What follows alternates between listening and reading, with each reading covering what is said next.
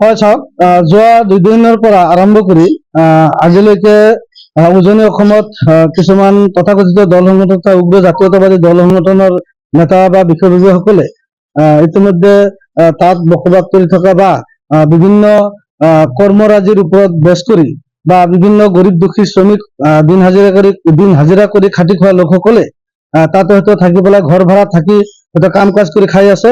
গতিকে তাত দেখা পাই আছো যে যিবিলাক উগ্ৰ জাতীয়তাবাদী দল সংগঠনবোৰে একমাত্ৰ মিয়া বা মুছলমানসকল হোৱাৰ কাৰণেই তেওঁলোকে টাৰ্গেট কৰি পেলাই যি মিয়া খেদা অভিযান তেওঁলোকে নাম দি পেলাই এটা মানে অসাংবিধানিক শব্দ তেওঁলোকে ইউজ কৰি মিয়া খেদা অভিযান নামৰ এটা অভিযান তেওঁলোকে অব্যাহত ৰাখিছে। আৰু এই উগ্ৰ জাতীয়তাবাদী দল সংগঠনবোৰে যি সংবিধান বা আইনৰ ঊৰ্ধত গৈ মানুহৰ ঘৰে ঘৰে গৈ তেওঁলোকে যি কাৰ্য কৰি আছে, এয়া কিন্তু দেশৰ কাৰণে এটা ভাবুকি স্বৰূপ, এটা দেশৰ কাৰণে এটা মানে সংবিধান বিৰোধী এটা কাৰ্য তেওঁলোকে কৰি আছে। গতিকে আমি অসম চৰকাৰ তথা বিজেপি নেতৃত্বাধীন হিমন্ত বিশ্ব শৰ্মা চৰকাৰখনে আজি চাওক কেইবাদিনৰ পৰা বা প্ৰায় কেইমাহ মাহৰ পৰা তেওঁলোকে উচ্ছেদৰ দৰে এটা অমানৱীয় কাণ্ড তেওঁলোকে কৰি আছে।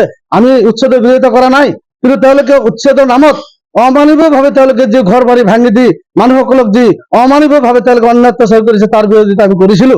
কিন্তু আজি দেখা গৈ আছে সেই সূত্ৰ আলম লৈ হয়তো আজি উগ্ৰ জাতীয়তাবাদী দল সংগঠনবোৰে আজি মিয়া খেদা নামত উজনি আৰু নামনি অসমৰ যি ভেদভাৱ তেওঁলোকে তৈয়াৰ কৰিব বিচাৰিছে, সেয়া কিন্তু এটা অশোভনীয় লক্ষণ আমি দেখিব পাৰিছো। আজি চাওক অসমৰ যি ৭ম পৰিসীমা মিলাপ্ৰীতি আছিল, সেই ৭ম পৰিসীমা মিলাপ্ৰীতি তেওঁলোকে থান বান কৰি আজি তেওঁলোকে মিয়া বা কেৱল মাত্ৰ মুছলমান হোৱাৰ কাৰণে তেওঁলোকে তাৰ পৰা আঁতৰাই দিয়াৰ কাৰণে 24 ঘণ্টা সময়সীমা বাদ দি এক মানে সংবিধান বিৰোধী কাৰ্য তেওঁলোকে কৰি আছে।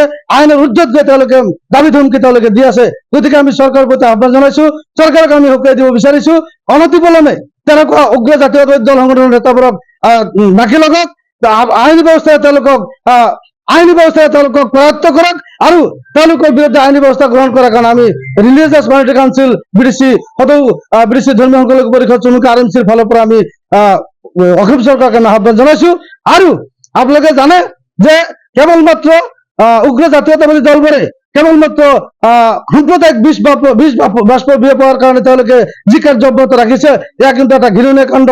এয়া কিন্তু কেতিয়াও ভাৰতবৰ্ষ যিহেতু এখন কল্যাণকামী ৰাষ্ট্ৰ, গতিকে সেই কল্যাণকামী ৰাষ্ট্ৰত তেনেকুৱা কাৰ্যই গোটেই পৃথিৱীত এখন ঘৃণনীয় ৰাষ্ট্ৰ হিচাপে পৰিচিত কৰিবলৈ তেওঁলোকে বিচাৰি আছে। গতিকে আমি চৰকাৰক আহ্বান জনাইছো, চৰকাৰৰ প্ৰতি আমি তীব্ৰভাৱে প্ৰশ্ন উত্থাপন কৰিছো, আপোনালোকে কিয় বহি আছে? ইয়াত আইন শৃংখলা জড়িত পৰিস্থিতি নিশ্চয় এটা আছে। গতিকে আইন শৃংখলা পৰিস্থিতি যাতে বেয়া ফালে ঢাল নাখায় তাৰ কাৰণে আমি চৰকাৰৰ প্ৰতি আহ্বান জনাইছো। আৰু অনতিপলমে যিবোৰ উগ্ৰ জাতীয়তাবাদী দল সংগঠনবোৰে কেৱলমাত্ৰ মুছলমানসকলৰ সংগঠনক মুছলমান জাতীয়তাবাদী দল সংগঠনবোৰে যিবোৰ মুছলমানসকলক মিয়া খেদা নামত অভিযান চলাই আছে, তেওঁলোকক যাতে অচিৰে গ্ৰেপ্তাৰ কৰি তেওঁলোকৰ নামত চৰকাৰীভাৱে যাতে আইনী কেছ ৰুজু কৰা হয় তাৰ কাৰণে আমি আহ্বান জনাইছো। আজিৰ তাৰিখত আমি চাবলৈ পাইছো যে ধাৰাবাহিকভাৱে উগ্ৰ জাতীয়বাদী দল সংগঠনবোৰে মিয়া খেদা অভিযানৰ নামত যি অন্যায় অত্যাচাৰ কৰি আছে, সেয়া কিন্তু চৰকাৰে দেখিও নেদেখাৰ ভাও ধৰি আছে। আমি চৰকাৰৰ প্ৰতি আহ্বান জনাব বিচাৰিছো, চৰকাৰে নেদেখাৰ ভাও ধৰোতে কিন্তু এটা ৰহস্যজনক এটা লাখটকীয়া কুৱেশ্যনৰ প্ৰশ্ন আমি উত্থাপন কৰিব বিচাৰিছো। গতিকে চৰকাৰৰ প্ৰতি আমি আহ্বান জনাইছো যাতে চৰকাৰে চকু মুদি বহি নাথাকি ইয়াৰ বিৰুদ্ধে আইনী ব্যৱস্থা গ্ৰহণ কৰাৰ কাৰণে আমি আহ্বান জনাইছো।